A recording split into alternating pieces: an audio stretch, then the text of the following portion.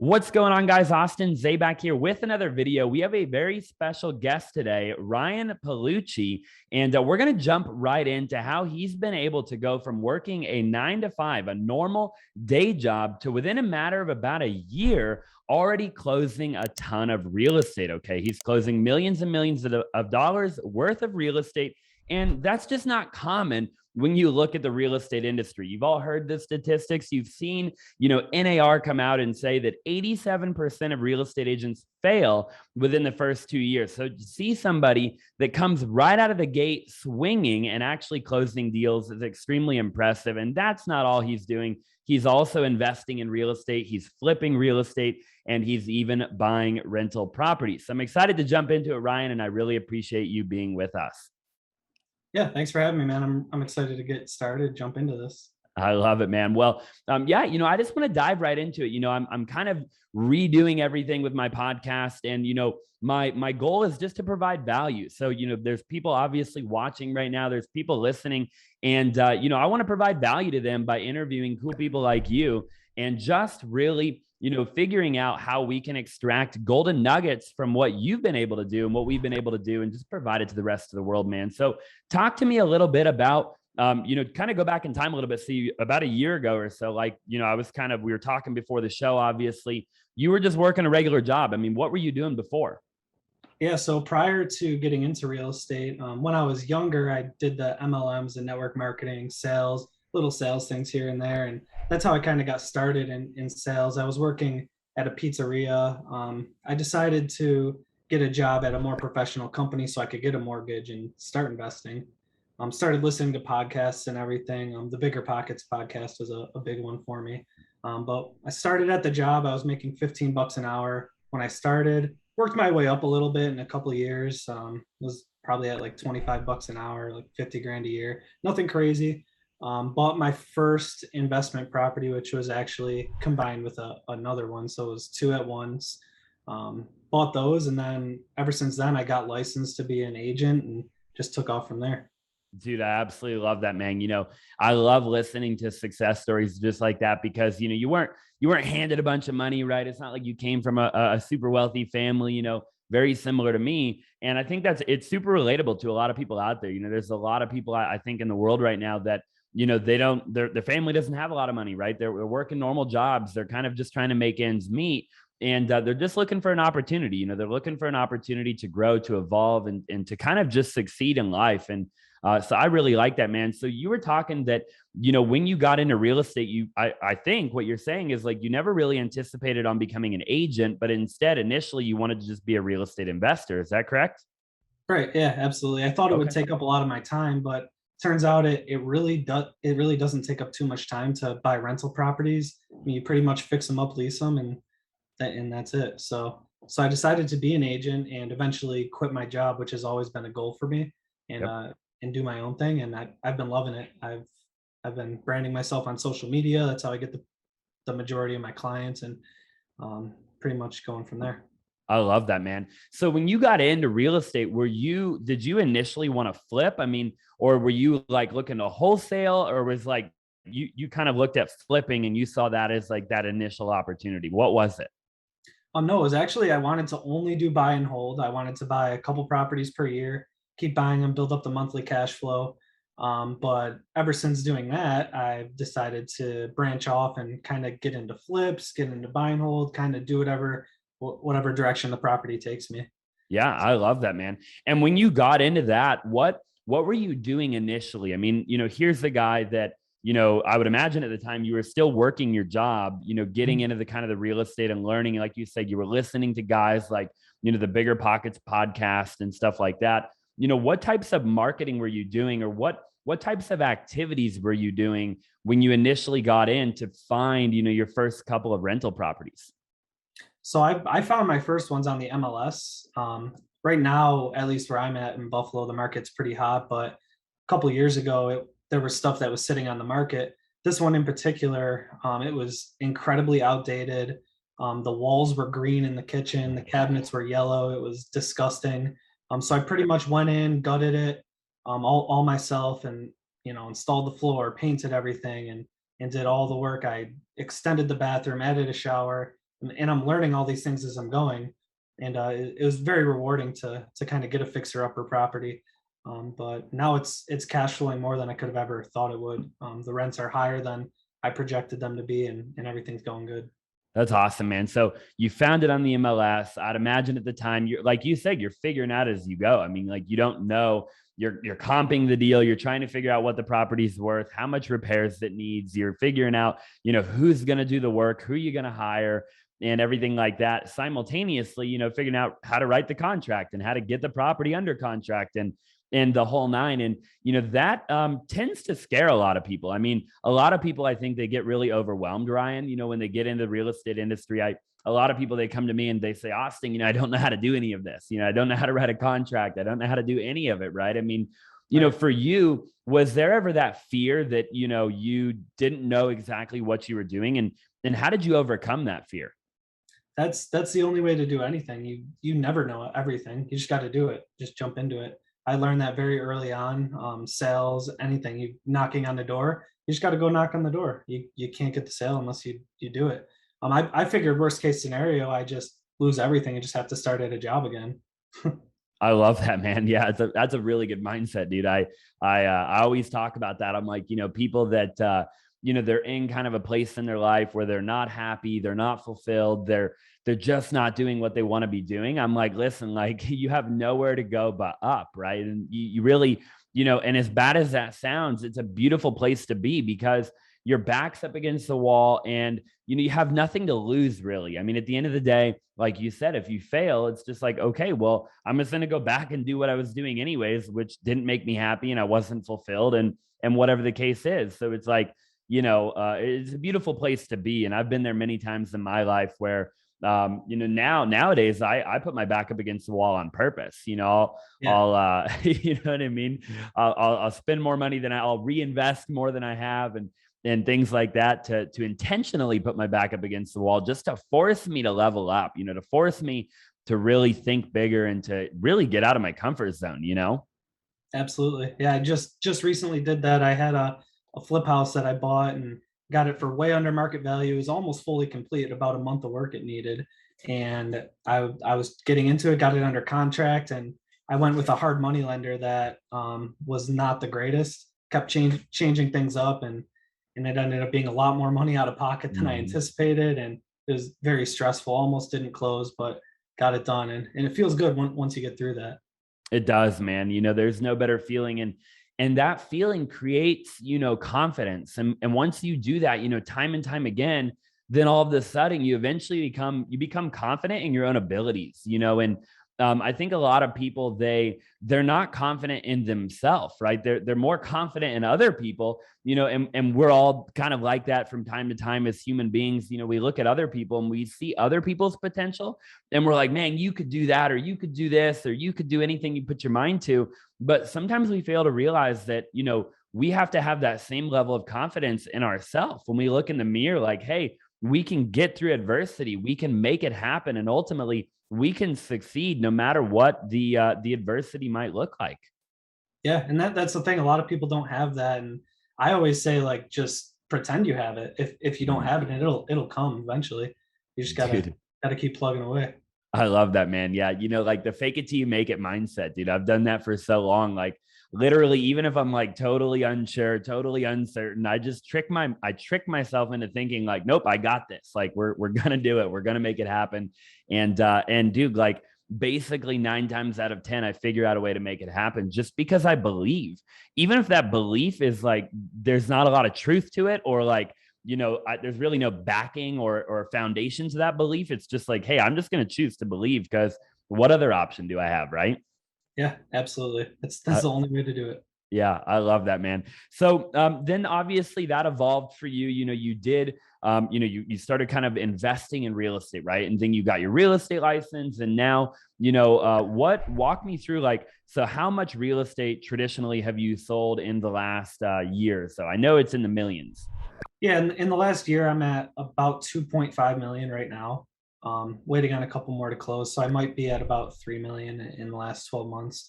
But that includes a couple off market things I put together for some clients, and and everything. So yeah, Yeah. that's about where I'm at. Dude, it's a really healthy start though, and I think that deserves, just a huge pat on the back for you because, again, like I was saying at the beginning, and people watching right now, right? Like that isn't necessarily common. It's not common to get into real estate and even do $1 million worth of real estate, let alone 2 or 3 million. What is the average price point? So obviously you're in Buffalo, New York, Yep. which you were telling me I wasn't actually familiar. That's about 6 or 6.5 hours from like New York City, right? Right. It's actually right by Niagara Falls, about 20 minutes away from Niagara Falls. So Oh, no way. Okay, yeah, very cool. right by the border. I've never been in Niagara Falls. I've seen it. I think the only time I've really seen it is in Bruce Almighty. It's not that great, but people come from all over to see it. So Yeah, I love that, man. So what's the average price point of a home where you're at, give or take? so in my market with the clients that I work with, a lot of first time home buyers, second time home buyers, about 150 to 200 in Okay. that range. But So, I'll take anybody. I just closed one 2 days ago that was for like 50 something thousand. So dude, I'll help anybody out. that's insane, man. What kind of house can you get for 50,000 out there, if you don't mind me asking? Was it like a two or three bedroom or? There's areas that are cheaper, like Niagara Falls, specifically. They have a lot of properties that are in the 50,000 range. No way. Which is in Niagara County. A lot of areas like that you could find cheaper housing. Wow. And what, just out of curiosity, I mean, what does something like that rent for? Do you see a lot of guys out there that are buying rental properties? And I mean, it seems like the ROI on your cash there would be like really, really good. Like for example, in Arizona, to buy a rental property here, a good rental property will cost you $200,000 or $300,000 at a minimum. And then you're gonna, I mean, it might rent for 1,800 to 2,200 a month, but that really isn't the best ROI in the world. I mean, what does that look like out there? Right. Well, it's out here. It's like the more like beat down the area is, the more cash flow you get. But then you have the risk of not finding the greatest tenant, or the tenant might destroy your property. It's kind of like a give and take. So I like to find the sweet spot. I'm right in Cheektowaga. That's where all my rentals are. The taxes are, about 3 to 4 grand a year, about 1,000 per unit, is what they average. So that's what I shoot for. But areas like Niagara Falls, where you do find them cheaper houses, taxes can be $1,000 a year, for a single family house, which out here that's really low. Yeah, dude, that's awesome, man. It sounds like a great area to be a real estate investor. I almost kind of want to get out there and buy some real estate with you when we get off the podcast. It's like, hey, find me some deals. I'll just wire the money. I mean, I can make way more money out there than I can here. Absolutely. I love it, man. So, okay. So talk to me a little bit about, you obviously came in, I looked at your social media. You have a really strong social media presence on Instagram. You post a lot and, you're really active on there. It looks like, I mean, when you're posting your for sale signs, your open house signs, everything like that. You said at the beginning that was a really big way that you've generated a lot of your business, as referrals and stuff like that. I mean, did you just come right out of the gate and just start posting a bunch and providing value on social media, or how did you go about that? Yeah, pretty much. I mean, I have Instagram linked with Facebook. I get the majority of my business inquiries, everything through Facebook. Instagram is just another form of social media. So I'll post on Instagram, and it'll also post on Facebook. Yep. But yeah, I mean, I pretty much came right out of the gate posting, and pretty much like attraction marketing, like you would do it in an MLM. So you just post out what you're doing, and people come to you, and that's the best way to do it. So you're not seeking people out or annoying people or anything like Yeah. that. Because they'll hit you up, man. People will hit you up. I do the same thing, and they'll DM you. They'll message you on Facebook, and they'll say, "Hey, I'm looking to buy, or I'm looking to sell, or I know a guy or a girl that's looking to buy or looking to sell." And the next thing you're picking up deals left and right. And then if you start asking for referrals, and you start doing a good job and providing value, there's a lot of I know a lot of people that have $100 million a year referral business, without doing any marketing or anything like that. Yeah, absolutely. I've gotten quite a few referrals now. Probably 20% of my clients are referrals. So That's awesome, dude. That's awesome. So do you do any type of actual marketing? Are you spending any money on advertising? Are you doing anything like that yet? Or, If not, do you plan on doing any of that in the future? I do plan on it in the future.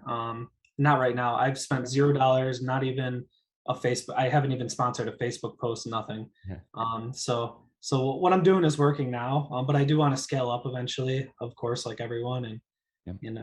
really buckle down on the marketing. Which leads me to my next thing. So, what are your goals? So, obviously, you're about a year in. You've done 2.5 or $3 million. There's a lot of people right now that are watching that are, they're inspired. And by the way, if you're watching, comment down below. If you have any questions, at the end of the podcast, we're going to go ahead and we're going to put Ryan's information down below. Reach out to him, reach out to me. But Ryan, what are your goals moving forward? I mean, looking into 2022, are you trying to buy more rental properties? Are you trying to flip any houses? Or you just want to take this traditional thing, the traditional model from 3 to 5 million? I mean, what are you trying to do?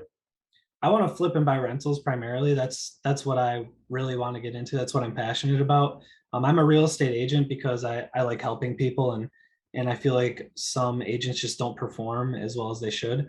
So I feel like I have an advantage there, but I really want to get into flipping and buying more rentals and really grow in the long term.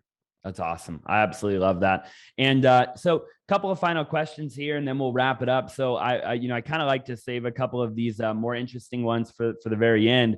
If you were to give one piece of advice to yourself, a younger version of yourself, right? And you had the knowledge and the wisdom that you have today, but maybe a couple of years ago, you were able to give that advice to your younger self. What would that advice be? And it could be anything. It could be business, it could be real estate, it could be personal, and they do all tie together. But what would that be?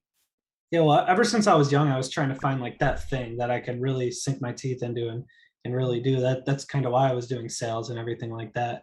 But one piece of advice I would say would be buy rental properties. If I was 18, I had over 10 grand in the bank. I could have easily bought a rental property with an FHA loan and started from there. But I didn't even know about real estate. It seemed too complicated. I never looked into it when I was young, so I never went that route.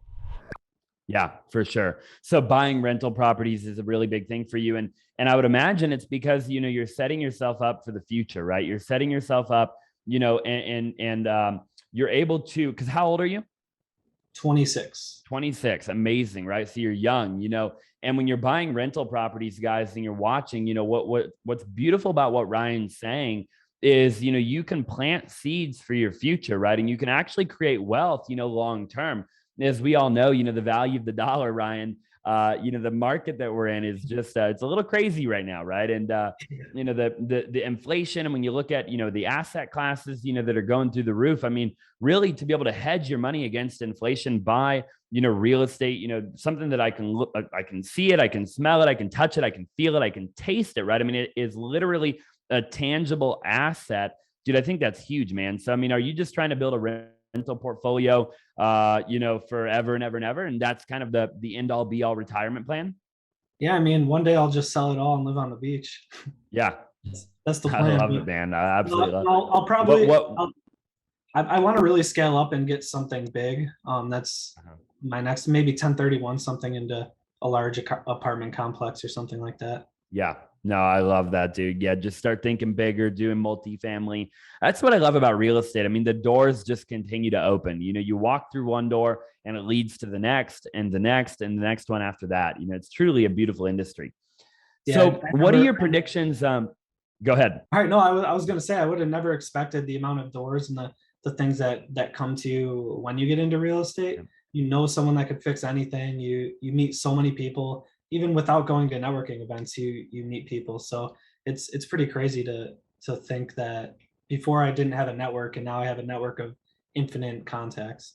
It's pretty cool. Dude, isn't that nuts, man? You take real estate, you combine that with social media, and it's just like this beautiful evolution of like your network is your net worth. And it's super cliche, right? We've heard it, time and time and time again, but it is so powerful and it's so true. I mean, here we are, you're in New York, I'm in Arizona, you're literally East Coast, I'm West Coast, and we're filming a video that is going to be seen by thousands and thousands of people potentially. And we get to impact people's lives. We get to help people. We get to meet people, interact with people. I mean, it's truly a crazy world that we live in. And I just love it, man.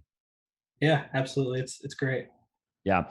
So last question for you, Ryan. What are your predictions of this crazy real estate market over the next, couple of years? Obviously, I don't think anybody has a crystal ball at this point, and nobody knows for sure. But I just like to get people's predictions lately and just see what their thought process is on kind of the state of the real estate market.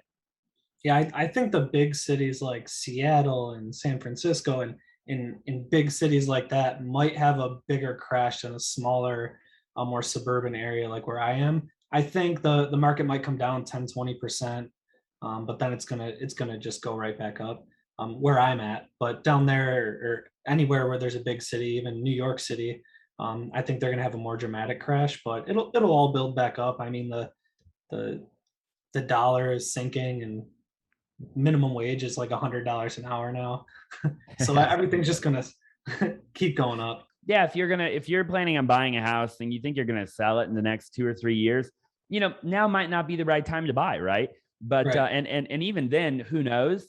But if you're planning on buying for 5, 10, 15, 20, 25, 30 years, then you can basically dollar cost average into the market and you can hold for the long term and you're gonna end up being successful on that investment because over the long haul, it's just going to keep going up. I mean, like you said, we could see a drop, even if it dropped 30% or something like that in a lot of these big metropolitan areas, like you're talking temporarily. It's just a matter of time before it takes a V-shaped recovery and goes right back to the moon. Yeah. Yeah. Yeah. The long term is where it's at. I absolutely love it, man. Well, hey, we're going to go ahead and wrap up here. Where can people find you on, what's the best platform? Is it Instagram? Is it Facebook? Is it YouTube? Instagram or Facebook. You could go to my website, chooseryan.com, and that lists all my social media and pretty much everything I do there. So you could go right Love there. it. ChooseRyan.com. I'll put that down in the link in the description below. I appreciate you, Ryan, for being on here with us. And guys, if you're watching the video, if you have any questions for Ryan, for myself, or anything like that, make sure to drop a comment down below, interact with him, go over to his page, let him know how you found him. And Ryan, I appreciate you being here, man. All right, awesome. Thanks for having me, bro. Peace out. Okay, bye.